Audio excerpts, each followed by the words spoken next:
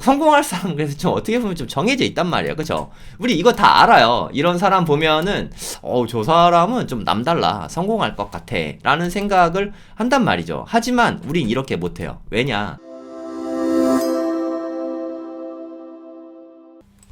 오늘은 인생 사용 설명서. 네, 제 성공학 컬럼을 저는 인생 사용 설명서라고 생각해요.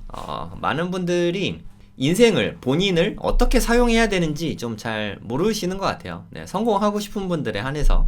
성공을 원치 않으시는 분들은 뭐 굳이 이런 거 들으실 필요 없습니다. 네, 성공이 꼭 필요한 건 아니니까. 성공을 하고 싶으신 분들만 듣고, 네, 적용해서 성공하시면 될 것 같아요.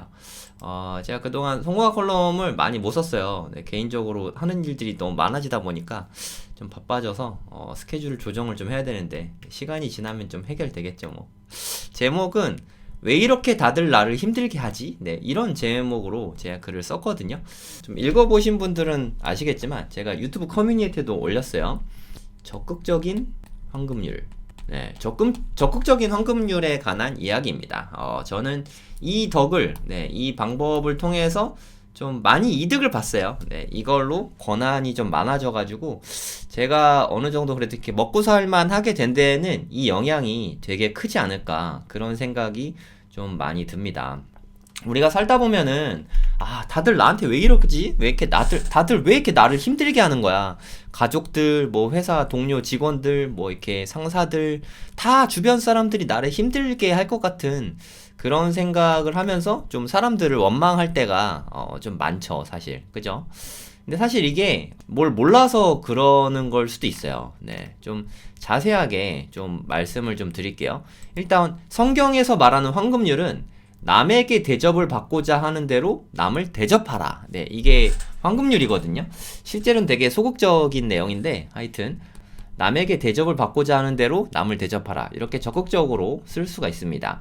하지만 이것도 더 적극적으로 할 수 있어요. 네, 훨씬 더 적극적인 황금률을 써보면 남이 원할 것 같은 거를 미리 대접하라는 거죠. 네, 그게 제가 말하는 적극적인 황금률입니다. 네, 황금률은 매우 적극적으로 해석할수록 도움이 많이 될 것 같아요. 좀 예를 들어서 설명을 해 드리도록 할게요. 네, 두 가지 케이스로 나눠서. 우리 직장인이시면 이런 경험이 되게 많을 거예요. 직장인이 아니라도 이런 경험이 많으시겠지만, 나의 일, 내 업무가 있잖아요. 그죠? 내 일만 하는데도 바빠 죽겠는데 꼭 누가 추가로 더 시킵니다. 이것만 해도 충분한 것 같은데 다른 사람이 다 못했는데 바빠서 그런데 좀 해달라.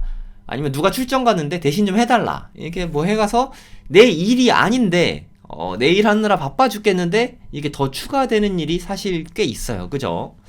이런 일 겪으면 사실 너무 힘들잖아요. 부장님이 딴 직원이, 편의상 김 과장이라고 할게요. 네, 전국의 김 과장님들, 네, 죄송합니다. 네. 이 김 과장이 출장을 갔대요. 그래서 그러면 빨리 해야 되는 일이 있으면 이게 나한테 온단 말이에요. 김 과장 업무인데 내 거 하느라 나 바빠 죽겠는데 나는 출근해서 일을 열심히 하고 있다는 이유로 나한테 업무가 넘어오죠. 네, 부장님이 시키고 뭐 출장 갔다는데 어떻게 해요? 어쩔 수 없잖아요. 그쵸? 그러니까 내가 네, 알겠습니다, 제가 할게요 라고 대답은 했지만 하기 싫죠. 솔직히 내 것도 아니고 너무 하기 싫단 말이에요. 짜증나. 이거 언제 하지? 하기 싫다.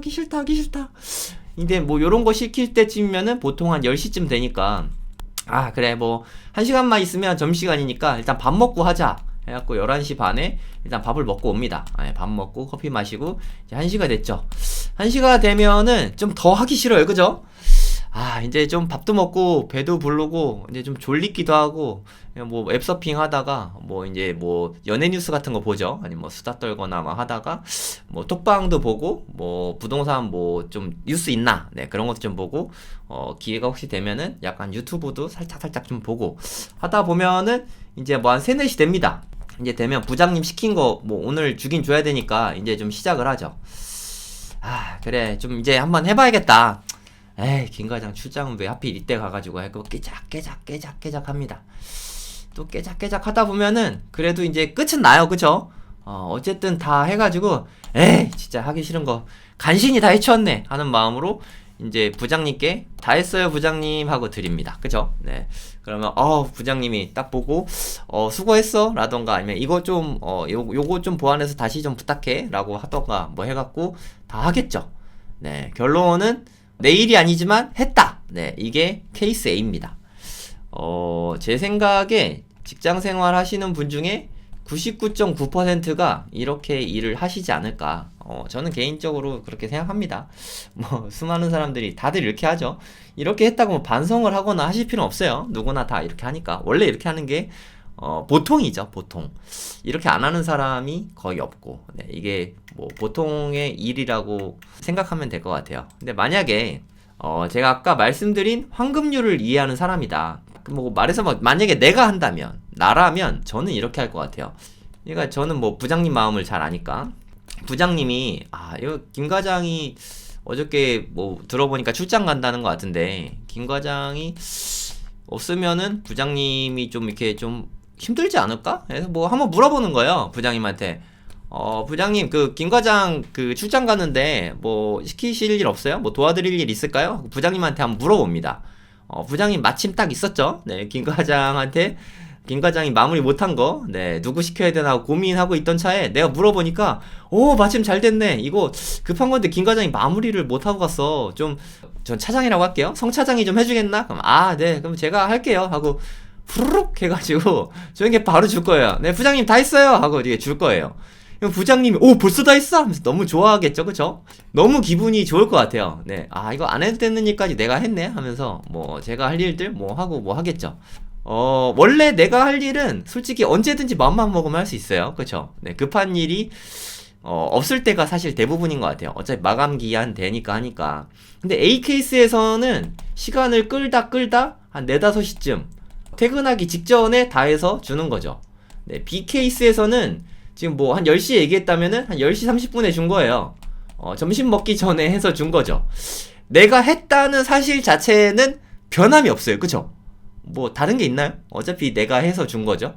근데 이거는 A 같은 경우는 좀 나쁜 말로 하면 하루 종일 씹퉁 하기 싫다 하다가 그래 어거지로 해가지고 준 거죠.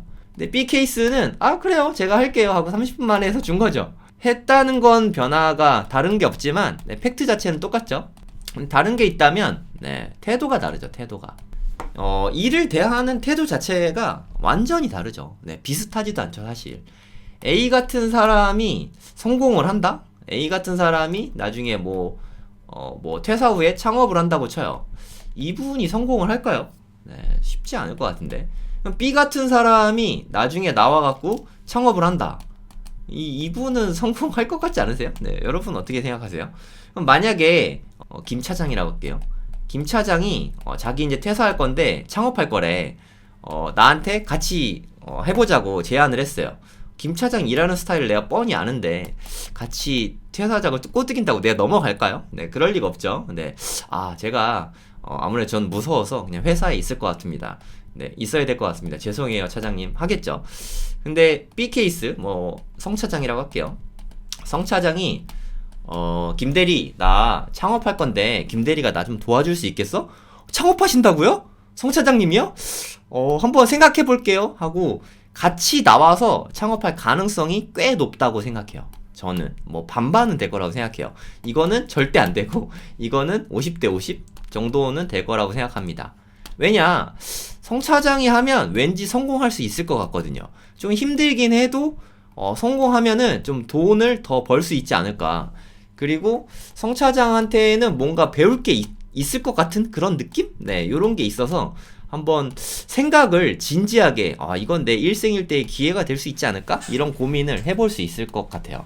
그럼 결국에는 성공할 사람 그래서 좀 어떻게 보면 좀 정해져 있단 말이에요. 그쵸? 우리 이거 다 알아요. 이런 사람 보면은 저 사람은 좀 남달라. 성공할 것 같아. 라는 생각을 한단 말이죠. 하지만 우린 이렇게 못해요. 왜냐? 이 사람을 보면 왜냐면 좀 외계인 같거든요. 이 세상 사람이 아닌 것 같고 쟤는 남달라. 쟤는 뭐 보통 사람이 아니지. 쟤 서울대 나왔대. 쟤 독한 사람이야. 까지 이유를 붙여지면서 나는 이 사람과 좀 다르다. 이 사람은 얘가 좀 특이하다. 이렇게 생각하고 넘어가죠.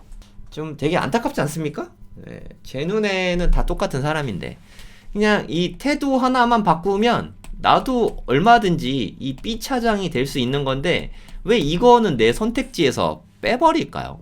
그리고 돈 벌고 싶고 성공하고 싶다고 말하는 분들이 왜 본인이 B 차장이 될 수 없다고 생각할까요? 이게 좀 되게 안타까운 것 같아요. 비댓으로 몇 가지 글들이 좀 올라왔어요. 네, 뭐 이름을 밝히진 않았으니까. 네. 댓글이 좀 있어서 네, 여러분들께 한번 좀 보여드리고 싶어서 제가 이렇게 글을 쓰니까 어떤 분이 이게 뭐 지극히 평균인 것 같아요. 네, 우리나라 아니 그 전 세계 한 99.9%의 사람들이 이렇게 생각하지 않을까. 네, 개인적으로 그렇게 생각합니다. 너무 이상적인 얘기 아니냐, 비현실적이다. 이런 건 현실적이지가 않다. 내 할 일도 차고 넘쳐서 일을 너무 바빠 죽겠는데 여기에서 김 과장 출장 간 건 어떻게 알고, 설사 안다고 쳐요. 네, 전날 얘기해서 안다고 쳐도 내 거 하기도 바빠 죽겠는데 내 거는 미뤄두고 출장 간 사람 거를 먼저 한다. 이거는 내 업무랑 이로 인한 내 성과에 악영향을 끼칠 것이다. 그러면 나의 승진에는 도움이 전혀 되지 않을 것이다. 그렇게 내 할 일을 더 찾는 건 미련한 짓 아닌가요? 라고 누가 댓글을 다셨더라고요. 네. 저는 이분을 절대 비방하는 게 아닙니다. 네. 이게 모든 대부분의 사람들이 생각하는 네, 그런 사고방식이라고 생각해요. 뭐 좋다 나쁘다의 차원이 아니에요. 근데 만약에 제가 이분께 이런 댓글을 달아드렸어요. 그때가 한 오전 9시 정도 됐거든요. 만약에 당신이 글 써주신 분이 본인의 업무를 오늘 해야 될 일이잖아요. 그쵸? 오늘 할 일을 지금부터 열심히 한다면 아마 11시면 끝낼 수 있을 거다 라고 제가 답글을 달았어요. 2시간이면 오늘 하루 종일 할 일을 아마도 네, 다 끝낼 수 있을 겁니다.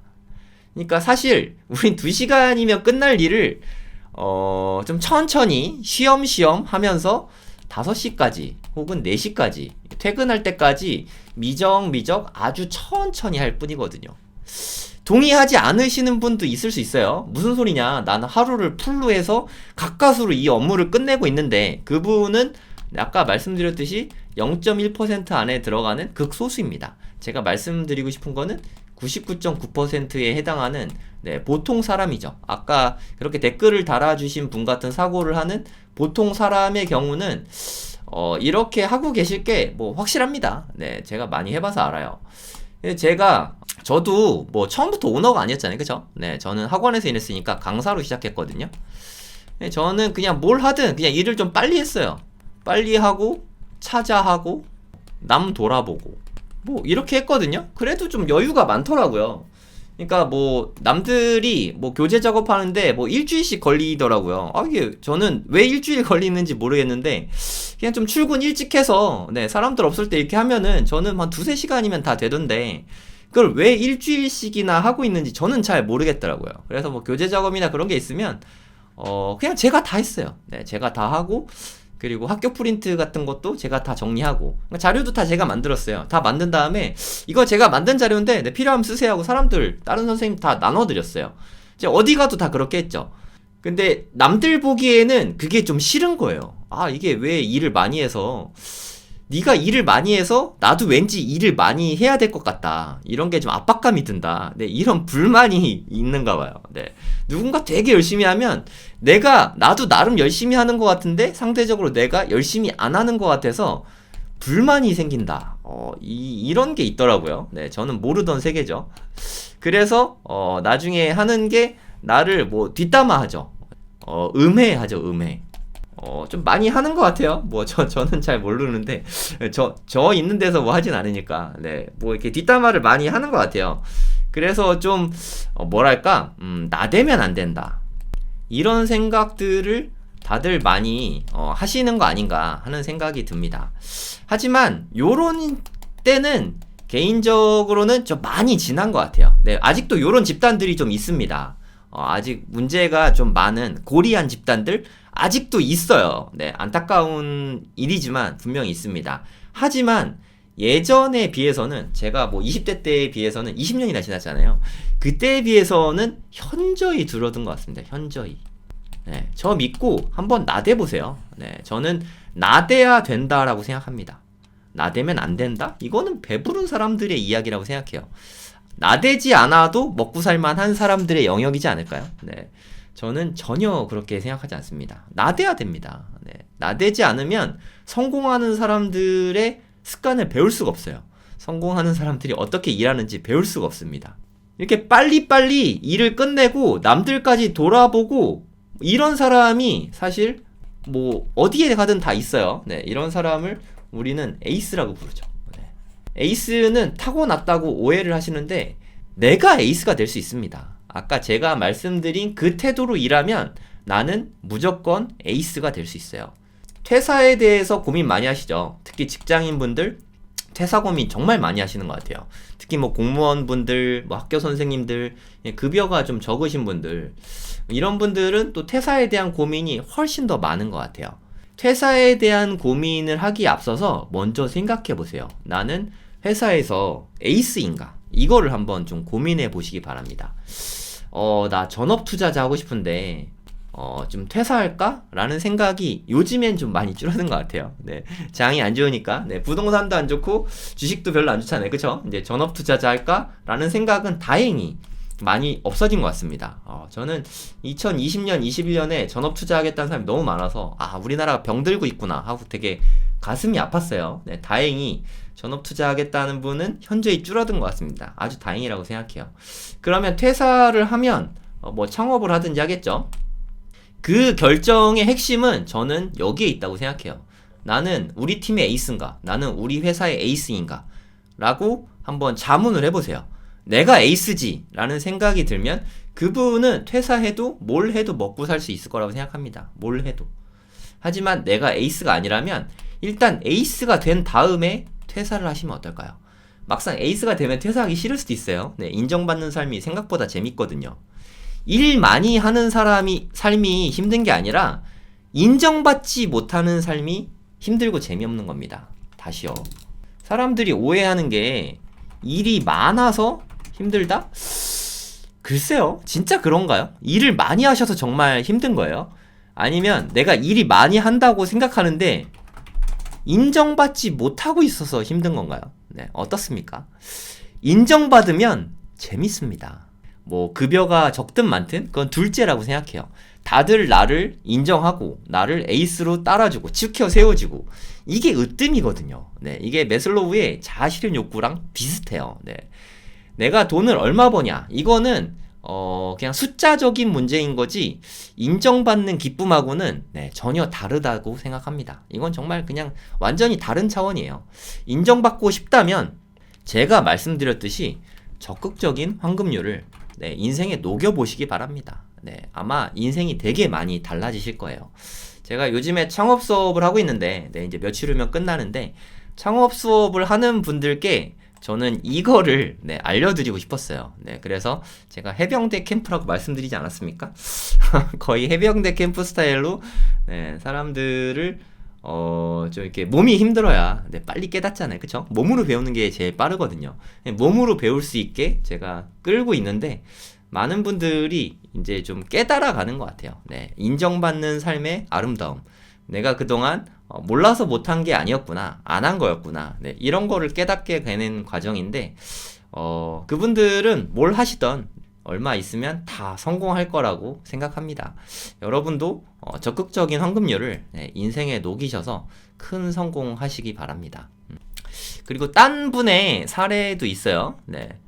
어떤 분이 또 이렇게 써주셨어요. 되게 긴 이야기인데 처음에 본인과 관계없다고 생각하는 업무가 자기한테 너무 많이 오는 거예요. 네, 이 부분이 좀 되게 훌륭한 분이신 게 이분은 그래서 처음에는 좀 스트레스를 받다가 나중에는 이게 회사에 꼭 필요한 업무인가 보다 내가 이 분야의 전문가가 돼야겠다라는 생각으로 거기를 파고 또 판 거예요. 그리고 심지어 그걸로 박사학위까지 하신 거예요. 그래서 회사에 이 업무 관련해서는 본인을 거치지 않으면 일이 해결이 되지 않을 정도로 핵심적인 인재가 되셨죠. 네. 이게 제가 말한 갑이 되는 방법입니다. 제가 말씀드린 게 뭐 책에도 나와요. 뭐 저는 읽어보지 않았는데 기버와 테이커인가? 기버, 뭐 매처, 테이커 뭐 이런 게 있어요. 기브 앤 테이크라는 책인 것 같아요. 네, 저는 책에서 이걸 책으로 보진 않았는데 내용만 좀 들어봤거든요. 이 내용에 그런 이야기들이 많이 나온다고 합니다. 뭐 쉽게 말씀드릴게요. 쉽게. 저는 뭐 학원장이기도 하고 뭐 강사이기도 하고 뭐 그렇습니다. 그리고 제 생각에는 제가 할 줄 아는 게 남들보단 좀 많은 편인 것 같아요. 그래서 저는 선택할 수 있어요. 이 권한을 누구에게 줄까 하고 저는 늘 선택할 수 있거든요. 그게 갑이잖아요. 그쵸? 내가 선택할 수 있으니까. 근데 많은 분들이 나를 선택해 줬으면, 나에게 그 능력을 줬으면, 나에게 그 성과금을 줬으면 하고 누군가가 나에게 주기를 애타게 바라고 기도하고 있단 말이에요. 그러니까 그런 사람들이 테이커고 누가 나에게 줬으면 하는 사람이 저처럼 누구에게 이런 권한을 줄까라고 생각할 수 있는 사람이 기버라고 생각해요. 개인적으로는 이게 내가 줄 게 많아지는 게 가장 큰 권한을 갖게 되는 겁니다. 줄 게 많다. 이게 갑이죠. 너무 쉽지 않습니까? 네, 받아야 한다. 그게 의리고 줄 게 많다는 거는 그 자체가 파워예요, 여러분. 그 파워는 적극적인 환급률을 통해서 길러지게 되는 것입니다. 사람들한테 무엇을 줄까? 내가 무엇을 할 수 있을까? 이 고민을 끊임없이 해서 나를 발전시켜 보세요. 네, 그러면 어느 순간 나는 갑의 위치에 서 있게 됩니다. 되게 설레이지 않습니까? 여러분들도 다 적극적인 환급률로 갑의 위치에 서시기 바랍니다. 네, 오늘 성공학 클럽은 여기까지입니다.